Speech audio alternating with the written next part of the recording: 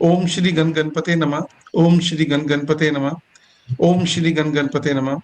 दोस्तों, पिछले कुछ दिनों से हम काल सर्प योग के बारे में पढ़ रहे हैं, तो आज हम काल सर्प योग के बारे में ही डिस्कशन करेंगे। एक होरोस्कोप को हम लेंगे और उसमें अलग अलग अलग कैसे होरोस्कोप को हमने पढ़ना है पहले मैं आपको बताऊंगा, फिर आपसे मैं क्वेश्चंस पूछूंगा। ठीक है? जब भी कोई होरोस्कोप आता है हमारे पास, हमने कहाँ से शुरू करना है, ये पॉइंट्स लिख लीजिए, आपको आसान हो जाएगा।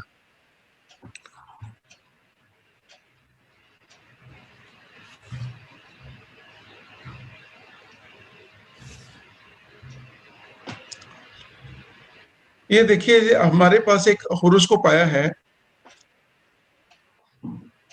मुंबई बच्चे का जन्म है 7 अक्टूबर 2004, 13:18 मुंबई। ये चीजें बहुत क्लियर रखनी है। सबसे पहले तो जब भी किसी का डेट ऑफ बर्थ आता है तो उसको पूछना है एएम है कि पीएम है। अभी दिन में मेरे पास एक होरोस्कोप आया, उसने बोला 16 नवंबर 1990, रात के 1:30। उसके बोला 1:30 AM। एएम मीन्स की रात के। तो मैंने उनको बोला कि ये 15 और 16 की रात है कि 16 और 17 की रात है। तो कहते हैं आई एम नॉट क्लियर। मैंने कहा अगर तो पढ़े लिखे लोग हैं।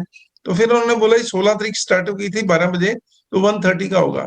लेकिन नॉर्मल रूटीन में यही बोलते हैं कि बच्चा 16 तारीख को पैदा हुआ था रात को 1:30 बजे, तो वो 17 तारीख हो गई। ये चीजें सबसे पहले क्लियर करनी है। कभी भी होरोस्कोप लेंगे तो date of birth, time and place of birth. Place of birth is very important also, क्योंकि आपको पता है हम इंडियन स्टैंडर्ड टाइम जो लेते हैं इलाहाबाद से लेते हैं, लेकिन अमृतसर का और इलाहाबाद का 30 मिनट का फर्क है। सिमिलरली नॉर्थ ईस्ट में इलाहाबाद से भी आधा घंटा पहले सुबह सूरज निकल आता है। तो सनराइज और सनसेट हर शहर का अलग अलग रहता है। तो हमने हमेशा डेट ऑफ बर्थ टाइम से लॉन्गिट्यूड लैटिट्यूड लेंगे, उसी से हमें ये क्लियर बनेगा। कहीं पे ये शाम को 5:30 बजे 9 नंबर जैसे लगन बनता है, कहीं पे वो 8 नंबर लगन बन जाएगा। सो इसीलिए बहुत ध्यान रखना है। और मून की पोजीशन का भी फर्क पड़ेगा, उससे दशा का भी फर्क पड़ेगा। पहला हमने ये होरोस्कोप पकड़ा, तो क्या क्या देखेंगे, पॉइंट नोट करिए। आज सबसे पहले पेपर लीजिए। जैसे मैं पेपर होरोस्कोप चेक करता हूँ, कैसे चेक करते हैं। मैं लिखा 7 अक्टूबर 2004, 13:18 शाम के एट मुंबई। तो साल अभी चल रहा है 2020। तो बच्चा कितने साल का हो गया? 16 साल का। 16 साल का। क्योंकि हमने जो देखना है, अलग अलग स्टेजेस होती हैं जिंदगी की, उसी के हिसाब से क्वेश्चंस होते हैं। एक आदमी आता है 70 साल में, तो वो अपनी पढ़ाई के लिए नहीं पूछेगा। और 16 साल वाला बच्चा ये नहीं पूछेगा कि मैं पूजा पाठ में कितना ध्यान लगाऊं, मेरे को मोक्ष मिलेगा कि नहीं मिलेगा। उसके अलग क्वेश्चंस हो गए, उसके अलग क्वेश्चंस। हम ज्योतिष में बोलते हैं देश, काल, पात्र।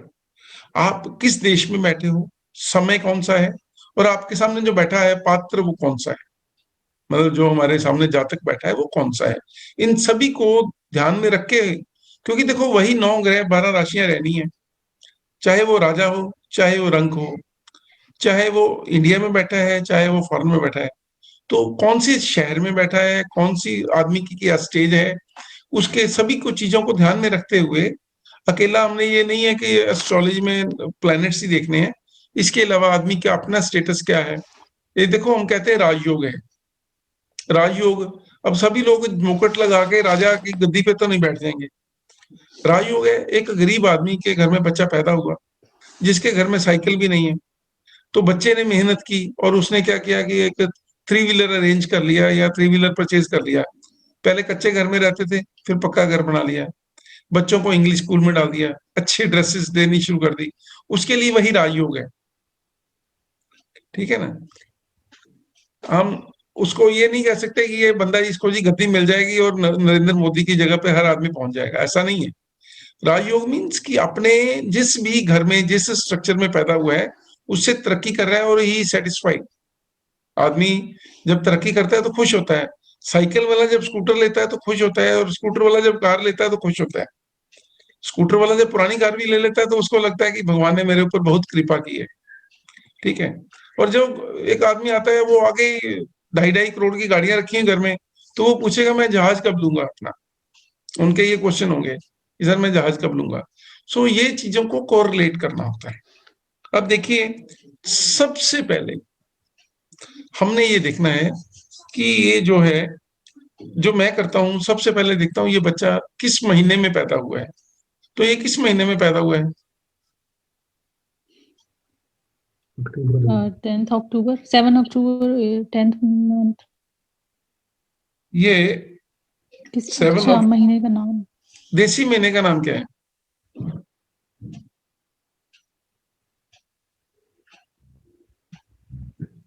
छठवां महीना है। वैशाख, जेठ, आहाड़, श्रावण, भादो, अस्सू। आश्विन महीना हो गया। कन्या का होगा ना? आश्विन हो गया, आश्विन हो गया, आश्विन, अस्सू महीना। क्योंकि ये 10 दिन के बाद वो कार्तिक महीने में आएगा, जब 7 नंबर में जाएगा तो कार्तिक मास शुरू हो जाएगा। अभी ये 20 दिन निकल गए हुए हैं, क्योंकि 15 या 16 तारीख को संक्रांति रही होगी सितंबर की। तो सितंबर में आश्विन महीना होता है। बेसिकली इन महीनों में श्राद्ध होते हैं, अस्सू महीने में श्राद्ध होते हैं। ठीक है, पहला तो लिख लिया कि आश्विन महीना है। अब पक्ष कौन सा है वो कैसे देखेंगे?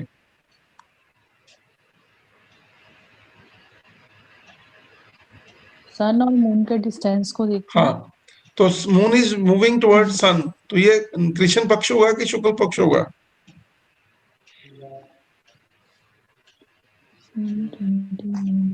कृष्ण पक्ष हुआ। बिल्कुल सर, बिल्कुल ठीक सर। क्योंकि ये मून जब तक ये 6-12 में था तब तक तो आमने सामने थे। 6 में सूरज, 12 में चंद्रमा, तो ये था ऊपर वाला पोर्शन जो है वो शुक्ल पक्ष था। जब से 12 के बाद मूव करना शुरू किया तो धीरे धीरे ये कृष्ण पक्ष चल रहा है। कृष्ण पक्ष की अब नवमी तिथि है बेसिकली ये। जब हम कैलकुलेट करते हैं तो नवमी तिथि आएगी, क्योंकि हमने पता है कि 360 डिग्री तक मून चलेगा, सूरज के साथ तो बराबर होगा। उस दिन अमावस्या होगी। अमावस्या से ये 6 दिन पहले है, क्योंकि एक चंद्रमा एक राशि में 2.25 दिन रहता है। जब डिग्रीज को कैलकुलेट करेंगे तो मैं लिखता हूँ आश्विन मास, कृष्ण पक्ष, नवमी तिथि। ठीक है, अब इसमें क्या होगा कि मून वीक होगा। आप सभी को पता है कि शुक्ल पक्ष का मून जो होता है ना, 5 दिन के बाद पावरफुल हो जाता है। और जब कृष्ण पक्ष होता है तो कृष्ण पक्ष में 5 दिन तक मून पूर्णिमा के बाद पावरफुल रहता है। वो 15 दिन वाला जो पीरियड होता है उसमें मून पावरफुल होता है। लेकिन इसमें मून क्या है? डेबिलिटेटेड है, वीक है, डाउन है। कृष्ण पक्ष का मून वीक होता है और नवमी तिथि है। और इसमें दिन है इसका वीरवार का दिन है। फिर मैं लिखता हूं कि आगे चंद्रमा जो है वो कौन से नक्षत्र में है? अश्विनी, भरणी, कृतिका, रोहिणी, मृगशिरा, आद्रा, पुनर्वसु, पुष्या। ये पुनर्वसु नक्षत्र में है, क्योंकि 90 डिग्री निकल चुका है। 90 डिग्री जब निकल चुका है, जब नक्षत्र देखेंगे तो ये पुनर्वसु नक्षत्र आएगा। चौथा चरण, हाँ जी, पुनर्वसु नक्षत्र आएगा और ये 4th आएगा। चरण, हाँ जी, हाँ जी, हाँ, चौथा चरण 4th आएगा। सर, चौथा का चरण, 4th। चौथा चरण आएगा। इसके बाद देखिए, पुनर्वसु नक्षत्र के बारे में आपने अभी पढ़ा नहीं है ज्यादा डिटेल में। बस यही पढ़ा है कि पुनर् मतलब एक बार उजड़ना फिर बचना। पुनर् मतलब दोबारा से, पुनर्वसु एक बार उजड़ना फिर बचना। हम ये नक्षत्रों के बारे में अगले सेशन में चर्चा करेंगे। एक हम चर्चा करेंगे अपना वर्षफल की, और दूसरी चर्चा करेंगे नक्षत्रों की। और फिर करेंगे चार्ट्स कैसे बनते हैं, D9, D7, D10, D11, D30, वो चार्ट्स का कैसे बनाना है। फिर आगे चलें तो ये राशि इसकी कौन सी है? कैंसर। कैंसर। तो ये जो बच्चा पैदा हुआ है कौन सी दशा में पैदा हुआ है?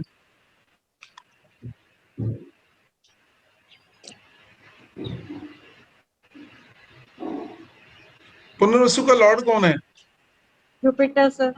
तो ये जब पैदा हुआ तो जुपिटर की दशा में पैदा हुआ ना फिर। Yes sir. लेकिन जुपिटर की दशा 16 साल चलती है। अब ये चौथा चरण है, तो चौथा चरण मतलब क्या हुआ? 16 डिवाइडेड बाई 4, तो 4 साल, ऑलमोस्ट 3.5-4 दशा रहेगी इसकी जुपिटर की। बाद में जुपिटर के बाद कौन सी शुरू हो जाएगी? सैटर्न। सैटर्न की। तो अभी ये बच्चा सैटर्न कितने साल चलता है? 19 years. तो अभी सैटर्न की दशा चल रही होगी फिर, हाँ जी। क्योंकि देखो 19 4 23 साल की एज तक तो शनि की दशा चलेगी ऑलमोस्ट। तो ये जो बच्चा है अभी शनि की दशा इसमें चल रही है, पहली बात।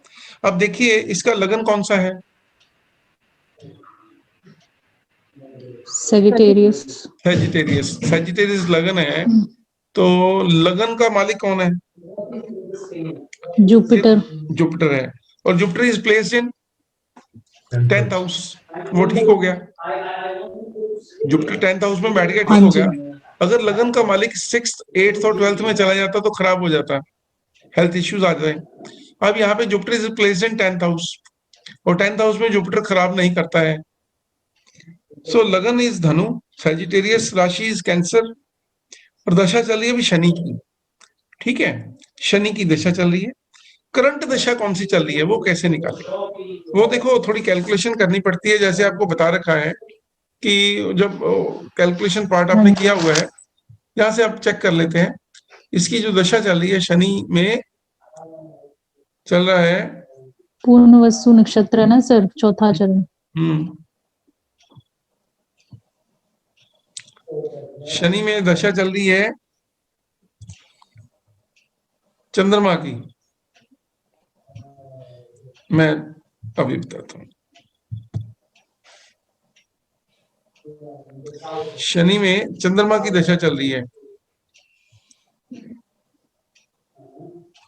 ये देखो 2 दिसंबर 2020 में शनि में चंद्रमा की दशा खत्म होगी इसकी, क्योंकि ऑलमोस्ट देखो 3 साल 7 महीने पहले बृहस्पति की दशा चली है।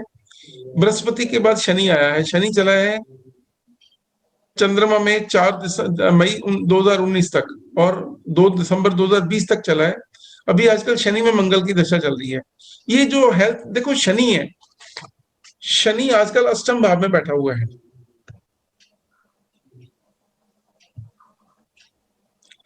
शनि ठहरो, शनि इसके होरोस्कोप में पक्का जो बैठा हुआ है ना, 8वें घर में बैठा हुआ है। 8वां घर क्या होता है? 8वें घर से क्या देख 8वें घर से क्या देखते सर हैं? बीमारी, मृत्यु। हाँ, शनि किस घर का मालिक है? शनि सेकंड किस and third. Second and third. देखो second house lord and third house lord, हमने क्या पढ़ा कि सेकंड हाउस लॉर्ड जो है वो 8th में चला जाए तो क्या होता है? लाभ भंग। लाभ भंग योग, धनहीन योग। और थर्ड लॉर्ड इन 8th चला जाए तो क्या होता है? पराक्रम भंग पराक्रम योग। भंग। दूसरी बात ये है, हमने ये देखा इसमें कि ये अभी जैसे बात कर रहे थे कि एक राहु है और दूसरा केतु है। सारे के सारे प्लैनेट्स राहु और केतु के एक्सिस में हैं। तो ये क्या हो गया? काल सर्प योग। योग हो गया। कौन सा योग है? कौन काल सर्प योग भी अलग अलग है ना, ये कौन सा है? पदम नामक। पदम पदम नामक सर। काल सर्प योग बन गया, पदम नामक काल सर्प योग बन गया ये। ठीक है, अब देखिए हमने करंट दशा चेक की, शनि में मंगल आ रहा है, फिर आगे आएगा शनि में राहु, मंगल के बाद आएगा राहु 2024 तक। ठीक है, और कंप्लीट काल सर्प योग की कुंडली है, पद्म नामक नाम काल सर्प योग बन गया। अब देखिए इसमें और चीज है, देखो मोटा मोटा हमने देख लिया कि लगन का मालिक ठीक है, हेल्थ के लिए लगन का मालिक ठीक जगह पे बैठा हुआ है। दूसरा हमने देखा कि पंचम भाव का मालिक 10th हाउस में बैठा हुआ है, वो भी ठीक है। पहले लगन देखा, फिर पंचम भाव देखा, फिर नवम भाव देखा। नवम भाव का मालिक भी कहां पे बैठा हुआ है? 10th हाउस में। सो 10th हाउस बहुत स्ट्रांग हो गया। लगन lord, 5th lord, 9th lord and 10th lord Budh, 7th lord, देखो लगन का मालिक, चौथे घर का मालिक, 5वें घर का मालिक, 7वें घर का मालिक, 9वें घर का मालिक और 10वें घर का मालिक, सभी केंद्रों के और त्रिकोण के लॉर्ड सभी इकट्ठे होके 10th हाउस में बैठ गए। 10th हाउस हमने भी पढ़ा था होरोस्कोप में, 1 4 7 10 1 5 9, केंद्र और त्रिकोण सभी में जो पावरफुल होता है वो 10th हाउस होता है, राज दरबार सरकार। अब 10th हाउस पावरफुल तो बहुत हो गया। अब देखिए यहाँ पे कौन कौन सा प्लेनेट अस्त होगा, मरकरी और मार्स। क्यों? सर मरकरी अस्त है। वो लेस देन 11 डिग्री के डिफरेंस पे है ना। हाँ, जुपिटर और अस्त नहीं है, वो 11 डिग्री से बाहर है। मंगल, जुपिटर भी शायद होगा, हाँ जी, जुपिटर भी होगा शायद। नहीं सर जुपिटर नहीं है, 12 डिग्री 20 पे डिग्री रहता सर है। मंगल अस्त है। बृहस्पति मंगल और अस्त सूरज है। का 12 डिग्री डिफरेंस रहे तो रहता है, ये थोड़ा निकल गया यहाँ से आगे, ठीक है कुछ, ये जुपिटर अस्त नहीं है, यहाँ पे मंगल और बुध अस्त हैं। अब देखिए हाँ जी। लगन का मालिक 10th में बैठना बहुत बढ़िया है, 5th हाउस लॉर्ड इन 10th बैठना बहुत बढ़िया है, 9th लॉर्ड इन 10th बैठना बहुत बढ़िया है, और 10th का लॉर्ड 10th में बैठना बहुत बढ़िया है। 4th लॉर्ड इन 10th, 7th लॉर्ड इन 10th, सभी के सभी प्लैनेट्स 10th हाउस में बैठे हुए हैं, है तो बहुत बढ़िया। और उसको इसमें दिक्कत क्या है? अच्छा 11th हाउस में हमने ये क्या पढ़ा था? अच्छा चलो योग देखते हैं कौन कौन से बनते हैं। योग योग कौन कौन से बनते हैं?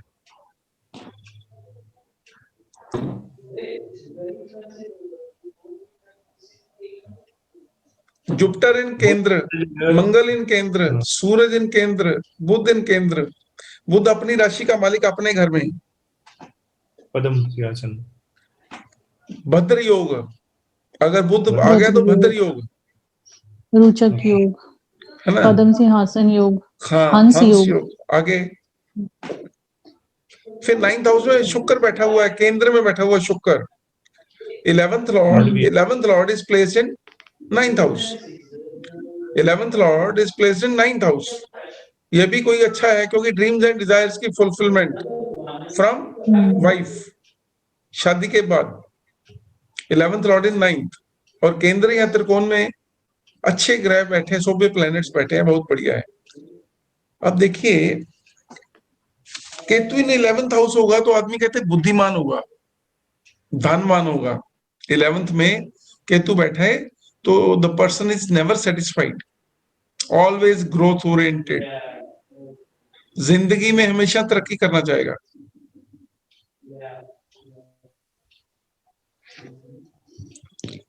लेकिन राहु इन 5th हाउस, राहु यहाँ पे मंगल के घर में बैठ गया। मंगल क्या है? मंगल आग है, फायरी साइन है। 1 4 1 5 9 फायरी साइन होते हैं। एक में फायरी साइन में राहु बैठ गया तो दिमाग हमेशा गर्म गर्म रहेगा, गुस्सा आता रहेगा। और दूसरा मैंने आपको बताया था कि पंचम भाव में राहु हो तो पद्म नामक काल सर्प योग बनता है। पितर दोष है, सर्प दोष के कारण संतान प्राप्ति में बाधा आएगी। राहु के कारण, सर्प दोष के कारण संतान प्राप्ति में बाधा आएगी, विद्या में रुकावट आएगी। कहते अति उत्साही होगा, कोई गुस्से वाला है लेकिन काम शुरू तो कर देता है लेकिन बीच में ही छोड़ देता है। क्रोधी व क्रूर होगा। राहु की दृष्टि 11th हाउस पे रहेगी तो बिजनेस में लॉस होगा और बार बार अपना बिजनेस जो है वो चेंज करता रहेगा। सो राहु 5th हाउस में यहाँ पे खराब है। अब यहाँ पे अगर मंगल 6th 8th 12th में चला जाता तो ज्यादा खराबी करता। जैसा कि हमने पढ़ा था कि अगर राहु के साथ उस घर का मालिक बैठ जाए तो वो ठीक है, अगर घर का मालिक अच्छी पोजीशन में है तो ठीक है, अगर घर का मालिक भी खुद खराब हो जाए तो ज्यादा राहु की दशा में खराबी आती है। अब देखिए दूसरा क्या है, यहाँ पे सैटर्न खराब है। सैटर्न कैसे खराब है? हमने जब शादियों के बारे में पढ़ा था, Saturn is 2nd Lord in 8th, तो परिवार का घर सेकंड हाउस, तीसरा घर भाई बहनों का वो इन 8th हाउस, लेकिन शनि कारक भी है 6th 8th 12th हाउस का, ठीक है, वो भी पढ़ा था हमने। अब यहाँ पे शनि चंद्रमा के घर में है और चंद्रमा खुद अपने घर का मालिक अपने घर में बैठा हुआ है। अगर यहाँ पे कोई साइन और होता, चंद्रमा बैठा होता तो ज्यादा खराब करता। जब चंद्रमा अपने घर में आ जाता है तो उतना खराब नहीं करता है। हालांकि हम कहते हैं विष योग बनता है जब शनि और चंद्रमा इकट्ठे होते हैं, तो यह सरल नामक विपरीत राजयोग, सरल नामक विपरीत राजयोग, क्योंकि moon is in its own house, हालांकि 6th 8th में है अकेला। वैसे तो खराब है लेकिन 4 नंबर साइन है। इन लोगों को हमने बोलना है कि कभी भी सोचा मोती नहीं पहनना। नॉर्मली पंडित लोग क्या करते हैं कि मोती पहना देते हैं अष्टम घर में भी। इन लोगों को पानी, इनका जो डेथ का वजह होती है वो पानी में डूबने से होती है, या इनको पानी से डर लगता है।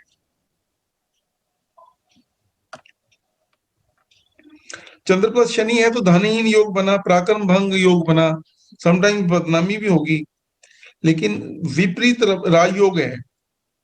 मंगल बहुत बढ़िया है, राजनीतिक सामाजिक पद प्रतिष्ठा मिलेगी। कहते बुध और मंगल इकट्ठे बैठे हुए हैं 10th में, तो राजयोग दुगनी शक्ति वाला, राजा के समान ऐश्वर्यशाली, उत्तम श्रेणी के वाहन होंगे, क्योंकि 4th हाउस को देखता है तो 4th हाउस से व्हीकल्स, घर गाड़ी बंगला सब मिलता है। फिर इसके बाद है बुध 10th हाउस में, 10th में है, अस्त है, लेकिन कुल दीपक योग बन रहा है, पद्म सिंहासन योग, भद्र योग, उत्तम वाहन, भवन का सुख, नौकर सुख, नौकर सुख, आमदनी उत्तम, पत्नी सुंदर, गृह सुख मिलेगा, बड़ी भूत संपत्ति के स्वामी होंगे और राज दरबार में दबदबा रहेगा। लेकिन ये सारी जो चीजें हैं फॉर एवर है, ये तो हमने होरोस्कोप को प्रॉपरली चेक किया है कि आगे जिंदगी में क्या रहेगा। आज की डेट में प्रॉब्लम क्या है, शनि की दशा चल रही है और शनि यहाँ पे बैठा हुआ है सेकंड हाउस में, गोचर में, 8th हाउस। गोचर में बैठा आज की डेट में। अच्छा, शनि मकर राशि में बैठा हुआ है और शनि में चंद्रमा की जो दशा गई है, इन लोगों की हेल्थ रिलेटेड इश्यूज रहते हैं। मून इज मन, शनि चंद्र विष योग तो बनाता है, ये सभी को पता है। 4 नंबर साइन में है तो पेट के साथ रिलेटेड प्रॉब्लम्स हो सकती हैं या मन परेशान हो सकता है, क्योंकि शनि चंद्रमा मन को उदासीन करता है। शनि और चंद्रमा हो तो मन उदासीन होता है, बंदा नेगेटिव सोच रखता है, ठीक है। और दूसरा, शनि और चंद्रमा 8th हाउस में जहां पे बैठे हुए हैं, वहां पे हेल्थ रिलेटेड अगर प्रॉब्लम्स आती हैं तो पेट के साथ रिलेटेड प्रॉब्लम्स आ सकती हैं। 2 चीजें हैं, या मेंटल स्ट्रेस, मेंटल वजह, या पेट। अदरवाइज आयु लंबी है, आयु लंबी है, उम्र को कोई खतरा नहीं है। शनि की दशा खराब जाएगी, जब शनि की दशा खत्म हो जाएगी तब आ जाएगी जुपिटर की दशा। तो जुपिटर इसके होरोस्कोप में बहुत बढ़िया बैठा हुआ है, जिंदगी में सभी चीजें अच्छी मिलेंगी। अब करना क्या है, बुध सर, बुध की दशा। हाँ जी, हाँ जी, शनि के बाद बुध की आएगी दशा। अभी शनि के बाद बुध की दशा आएगी। बुध भी यहाँ पे हालांकि अस्त है, बुध भी अस्त है, लेकिन बुध की दशा जो है, बुध बुध कहता है राजयोग दे रहा है, 10th हाउस में बैठा हुआ है, 7th लॉर्ड इन 10th, 10th लॉर्ड इन 10th। बुध और सूरज इकट्ठे हों तो बुध आदित्य योग बनता है, और 9th लॉर्ड बुध है, सूरज है। सर यहाँ पर 7th सर, ये 7th लॉर्ड है बुध, तो ये बाद का पति भी तो हो गया ना। हाँ, बाद का पति हो गया। 17 साल की दशा चलनी होती है बुध की। 17 साल सारे अच्छे नहीं जाते, पहले इनिशियल टीजिंग प्रॉब्लम्स आती हैं। बाद का पति क्या होता है कि हर चीज देगा, लेकिन कहते हैं मेंगना पापा के, देगा सब कुछ लेकिन थोड़ा पहले वो जोर लगाएगा आदमी, फिर उसके बाद मिलेगा। बुध अदरवाइज यहाँ पे भद्र योग बना रहा है, बुध की दशा बहुत बढ़िया जाएगी, ठीक है। कहते हैं कि पिता व राजनीतिक सहयोग मिलता रहेगा, सरकार से, गवर्नमेंट अंडरटेकिंग में नौकरी करेगा। इन लोगों के लिए नौकरी करना बेटर होता है एज कम्पेयर टू बिजनेस, क्योंकि मैंने आपको बताया कि राहु 5th में बैठ के 11th को देखता है तो बिजनेस में घाटा है, लेकिन सरकार से फायदा है। 10th हाउस में सूरज बैठा हुआ है, गवर्नमेंट नौकरी मिल जाए, सेमी गवर्नमेंट मिल जाए, गवर्नमेंट अंडरटेकिंग मिल जाए, वहां पे इनको फायदा है।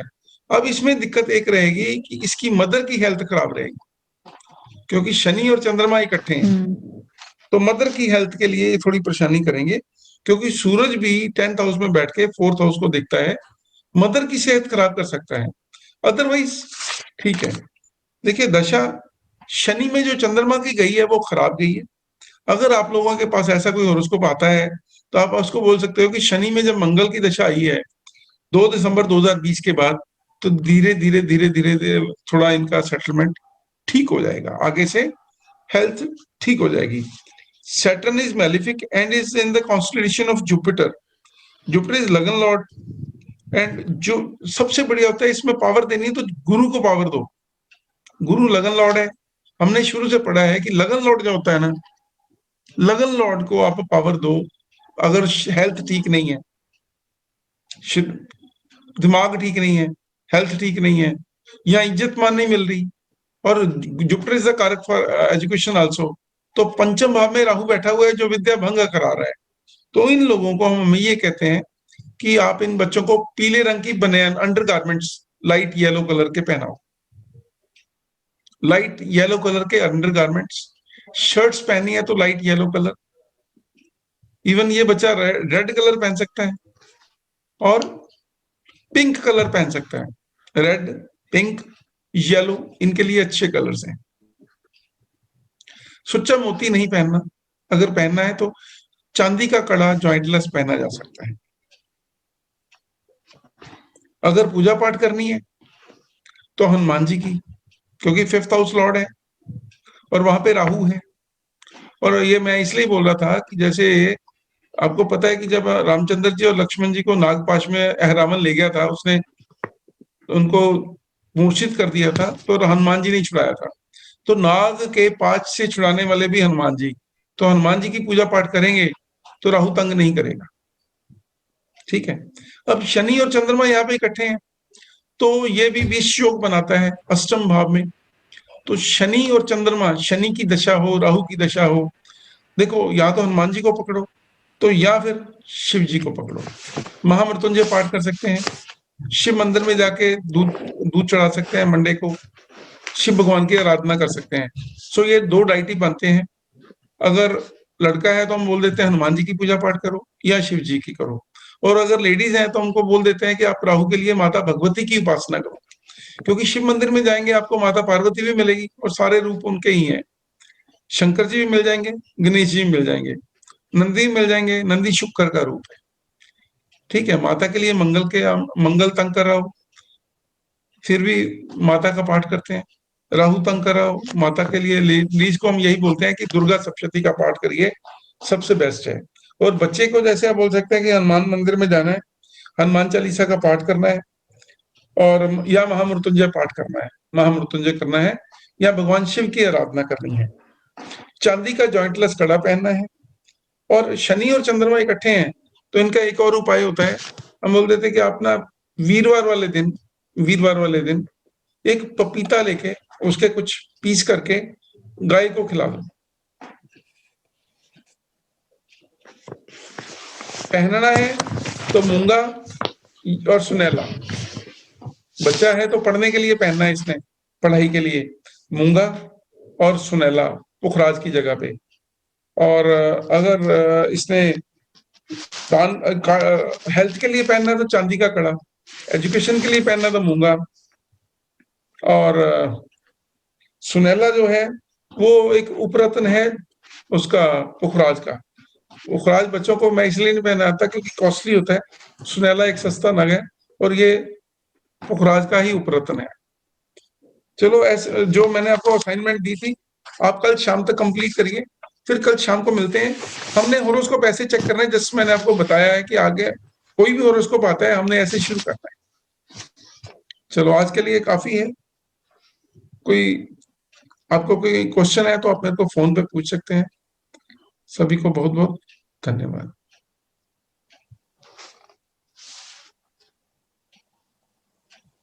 Thank you. ओके।